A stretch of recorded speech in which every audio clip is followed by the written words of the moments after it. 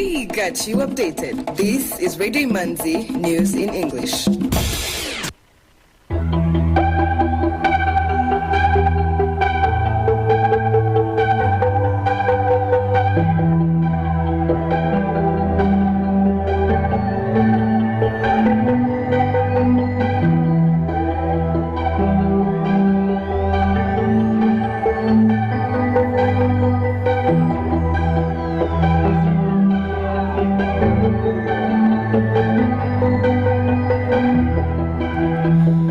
This is Radio Imanzi, broadcasting from Kigali.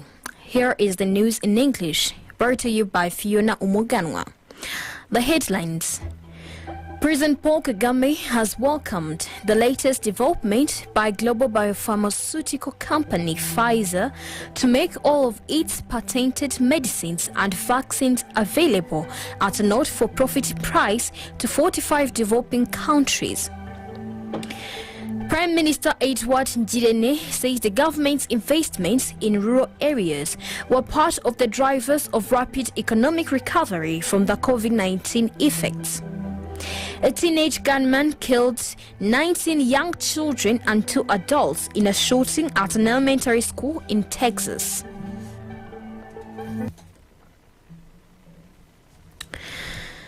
Now news in detail.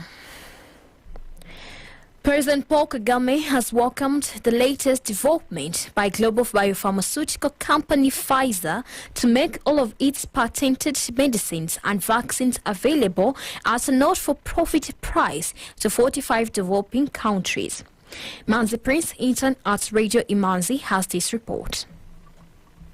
President Paul Kagame is among African leaders who have welcomed the Accord for a Healthier World initiative announced by pharmaceutical giant Pfizer, which is expected to improve health equity for 1.2 billion people living in 45 lower-income countries. Under the initiative, Pfizer will provide all its current and future patent-protected medicines and vaccines available in the US and European Union on a not-for-profit basis to 45 lower-income countries, including Rwanda, Ghana, Malawi, Senegal, and Uganda. The Pfizer initiative, launched in Davos, Switzerland, on the sidelines of the World Economic Forum, is expected to reduce the health inequities that exist between many lower-income countries and the rest of the world. The development announced comes at a time when the existing health equity gap determines who can use specific innovation and who cannot. During a press conference organized to announce the development, President Paul Kagame said that rapid and affordable access to the most advanced medicines and vaccines is a cornerstone of global health equity. Pfizer's commitment under the Accord program sets a new standard in this regard, which we hope to see emulated by others, combined with additional investments in strengthening Africa's public health systems and pharmaceutical regulators. Accord is an important step towards sustainable health security for countries at every income level.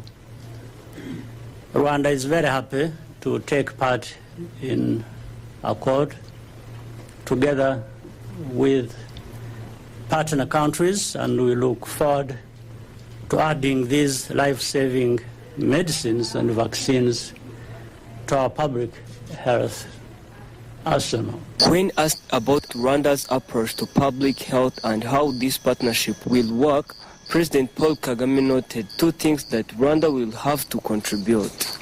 Our approach has been to say, even as government with limited resources, as we do, have to contribute something. 2 things we contribute. One is paying attention to the problem of public health. The second is, even within our limited resources, to find what we contribute towards that. And that comes together with then the support we get from partners, the many partners, whether it is the foundations, philanthropies or now companies like Pfizer and others. So we want to get that support, adding to what we are already contributing for ourselves, knowing that this is our responsibility. And we make sure that we pay attention to availability, to affordability, and access by everyone in our country without leaving behind any level of income people in our own country. And then collaborations across with other countries, neighboring countries or on the continent, but above all the partners that have expertise and resources to work with us. Malawi President Lazarus Chakwera said that the beauty of this accord for countries like Malawi is that it is not a handout, but a real partnership that invites strength in manufacturing, strength in philanthropy, and strength in governance. In leading the charge towards the creation of a healthier world through this historic and unprecedented accord with Pfizer. This accord is the embodiment of what the World Economic Forum is all about, namely a strategic synergy between decision makers from government, private sector, and civil society to enable these three stakeholders to do together on a global scale what they cannot do alone. The beauty of this accord for countries like Malawi and Rwanda is that it is not a handout, but a real partnership that involves taking Pfizer's strength in manufacturing, Mr. Bill Gates' strength in philanthropy, and our strength in governance, and combining them in a spirit of shared sacrifice to put human progress ahead of business profits and political posturing. And for Malawi, where access to quality medicines and vaccines is a real challenge, this accord means that our quest for universal health care in Malawi has a real shot. To further this commitment, Pfizer, with funding from the Bill and Melinda Gates Foundation, said it is advancing work on the development of vaccine candidates for the prevention of Group B streptococcus, a leading cause of stillbirth and newborn mortality in low-income countries. The World Economic Forum is all about. Thank you, Prince, for that report. Prime Minister Edward Ngirente says the government's investments in rural areas were part of the drivers of rapid economic recovery from the COVID-19 effects. He was speaking during the presidential dialogue on Africa's development challenges and opportunities at the opening ceremony of the 57th African Development Bank annual meeting in Accra, Ghana. The Premier noted that during the pandemic, cities were not working properly because of different lockdowns, but in some remote areas, there are not many cases of COVID-19, so the government of Rwanda decided to go and invest there. As you know, before COVID, our economic growth was around 9.5%. Of course, with COVID, everything went down, but I can tell you and share with you our experience that even during COVID, of course, we have different lockdowns and then stopping activities. But in some rural areas, we decided to say, if the cities are not working properly because of COVID, but some remote areas, there were no many cases of COVID, so we decided to go there and start, investing there. And this is why we were able to build, in that period of the first 9 months of COVID, we were able to build 22,000 classrooms because we wanted money to be circulating over there and to support that education sector. And that's because we believe in human capital development.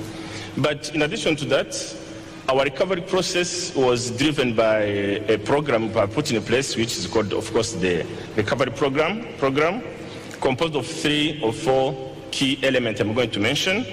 One is the recovery fund, which is kind of an amount of money we are putting in place to help those most hit sectors which include hospitality, hotel, and other economic activities. That was the first phase of the recovery fund. And now, last week, I've launched a second phase of recovery fund, which is going to be really helping different sectors, from the big activity to those small businesses. The second one I can mention is that with COVID, you have learned something very important. We have learned that there are some products you don't produce locally in Rwanda, where you have that capacity to do so. And we have called them must-have products. And what we have done, we have listed them, and we have put in place a list of incentives to tell people, if you come and want to invest in this subsector, you have this list of incentives, but you have also a time frame. Those activities have to be done within 2 years, not more than 2 years since the adoption. And that's a program we call Manufacture and Ability to Recover. And it gives people incentive from tax incentive and non-tax incentives. And so far, we have registered more than 90 projects in the manufacturing sector. And that's going to help. And that's going to help to create jobs. And our plan and our projection is that program is going to create more than 30,000 jobs in Rwanda. The third element is the subsidy you have given to the support to agriculture sector. As you know, we have been trying to attract young people, youth in agriculture sector, but to be able to attract, to make it attractive sector, you have to show people that that sector is profitable. And what we have done is to make sure that there is financing in that sector, and we're trying to put in place a project which will lower the interest rate to a single-digit interest rate. And that project is there, and at least people can know that if you go to invest in agriculture, you will have at least funding at lower cost. The second support to agriculture was the seed production. We have given ourselves a target that by end of 2021, Rwanda won't import again the seeds. Now we have achieved that program, and we produce all agricultural seed locally in Rwanda, and that has helped us to lower the cost of production, because we used to import every season. We used to spend more than 8 billion Rwanda francs by importing seeds. The fourth one, agricultural support, is we have seen that with this global crisis, we used to import fertilizers like other African countries, and we have decided to put in place now a plant to produce our fertilizers locally, because that is an input we need in agriculture. The plant will be complete, I think, from now 1 year. We have that plant producing fertilizers in Rwanda. The fourth element, which is an issue in the whole in the African continent, is post-harvest handling. You know, we have that number, which is really alarming, that on every production, Africa will lose 40% of our production is lost during the post-harvest management. And in Rwanda, we are trying to invest heavily in the post-harvest management process to make sure that the whole value chain is well managed. The gathering has brought together more than 3,000 delegates and is the first to take place in this way in the last 2 years due to the COVID-19 restrictions that were enforced. Moving on to matters of health, the Minister of State for Primary Health Care, Dr. Tarsis Mhunga, says that, like other countries, Rwanda is currently monitoring the monkeypox outbreak to predetermine what measures are necessary for the safety of Rwandans. The recent outbreak of the monkeypox virus around the world has become a new cause for concern, more so because that the world is only just recovering from the devastation of the COVID-19 pandemic. Countries like the United Kingdom, Spain, Italy and Canada have already confirmed record numbers of the cases. However, based on the current prevalence rates among several countries, health organizations have allayed fears on all out, citing that there are no solid reasons to worry. They, however, call for heightened prevention and awareness of the disease. Dr. Mhunga said that a team from the Epidemiological Surveillance Department at the ministry is closely monitoring the outbreak, but hastened to add that there was no cause for alarm at the moment. Since May 13, 2022, cases of monkeypox have been reported to World Health Organization from 12 member states that are not endemic to the monkeypox virus across 3 World Health Organization regions. About 735 former combatants of armed groups based in eastern DRC have been discharged from Mutobo Demobilization and Reintegration Center in Musanze district. Thanks to military operations by the Congolese army, the combatants were repatriated in the late 2019. They belonged to different armed groups opposed to the Rwandan government, such as the FDLA and RNC. After having more than 2 years of civic education and vocational training at Mutobo, the former combatants will be reintegrated into the Rwandan society, some joining their relatives after more than 25 years. According to Valerie Nyirahabineza, the chairperson of the Rwanda Demobilization and Reintegration Commission, the 2 years of de-radicalization have turned the rebels into citizens ready to take part in their country's development. Coffee farmers in Muko sector in Gicumbi district have requested that the coffee seeds they are currently using be changed because they are producing low yields. Manzi Prince for this report. Farmers claim that the seedlings they use do not have large grains, even when fertilized, resulting in low yield. According to Mugisha Evariste, Gicumbi district officer in charge of cash crops, the solution to this problem is not changing the type of seeds, but rather to plant new coffee trees altogether, because half of the coffee trees grown in the district have not been replaced for almost 30 years. The task of changing the coffee trees is usually assigned to the district administration, and if completed, it will assist farmers in obtaining the coffee seedlings they desire, thereby increasing their production. Some items of international news on Radio Imanzi.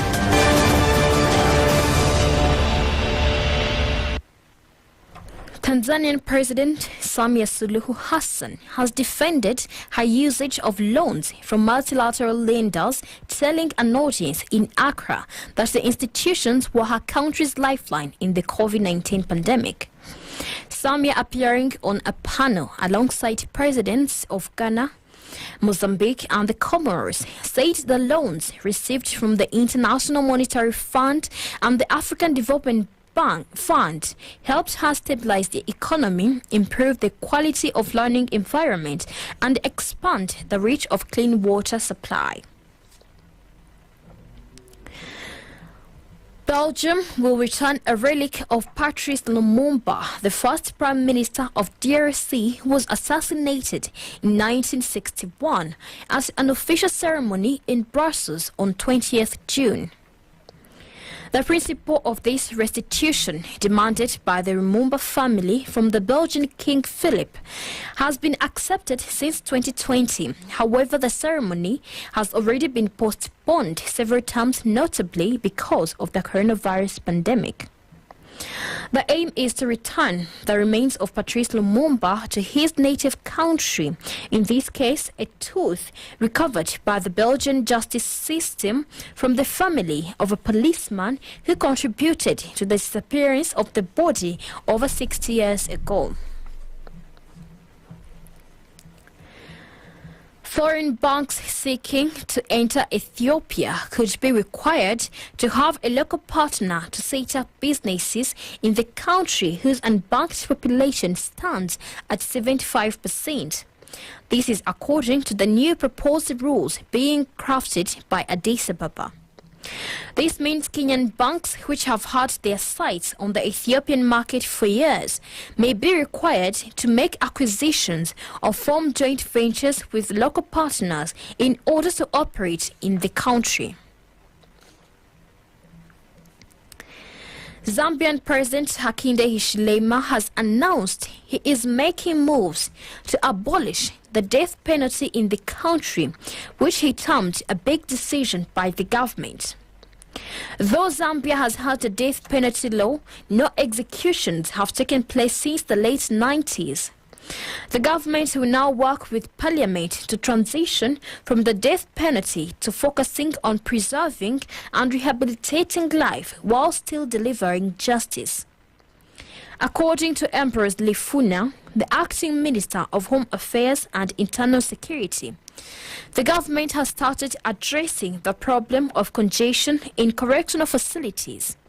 This includes various means, such as advocating for community sentences for minor offences. A teenage gunman killed 19 young children and 2 adults in a shooting at an elementary school in Texas. The teenager, armed with 2 assault rifles, opened fire on children aged between 8 years and 12 and teachers in Uvalde, Texas, making it the deadliest assault at an American school in a decade. The shocking act of violence has once again prompted calls for greater gun control across the country.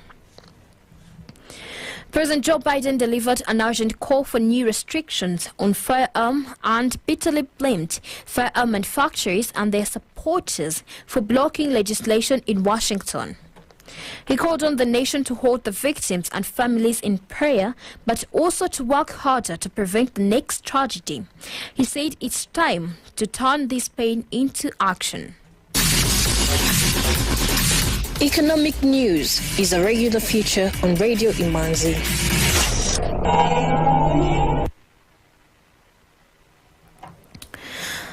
Now the Rwanda Stock Exchange market report.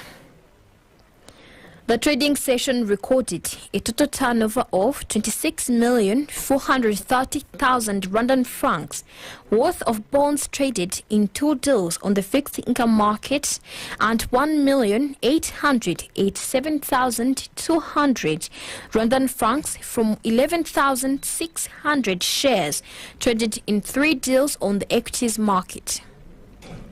MTN Rwanda closed the counter at 179 Rwandan francs. The trading session recorded a total turnover of 1,839,900 Rwandan francs from 10,500 shares traded in 2 deals. I&M Bank closed the counter at 43 Rwandan francs.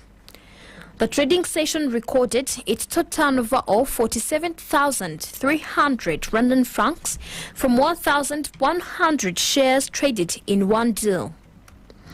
Brerwa closed the counter at 160 Rwandan francs, Bank of Kigali at 260 Rwandan francs, Simerwa at 120 Rwandan francs, Equity Bank at 440 Rwandan francs, Kenya Commercial Bank at 370 Rwandan francs, National Media Group at 1,200 Rwandan francs, Uchumi Supermarket at 104 Rwandan francs, and RH Buffalo closed the counter at 526 Rwandan francs as the market closed. The currency market review of today. The Kenyan shilling buying price was 8.6 Rwandan francs and the selling price was 8.8 Rwandan francs. Tanzanian shilling buying price was 0.43 Rwandan francs and the selling price was 0.44 Rwandan francs. Ugandan shilling buying price was 0.27 Rwandan francs and the selling price was 0.28 Rwandan francs. Burundian franc buying price was 0.49 Rwandan francs and the selling price was 0.5 Rwandan francs.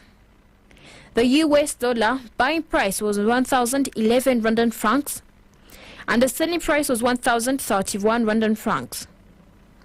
The British pound buying price was 1,268 Rwandan francs and the selling price was 1,294 Rwandan francs. The euro buying price was 1,083 Rwandan francs and the selling price was 1,105 Rwandan francs. With that, we come to the end of tonight's edition.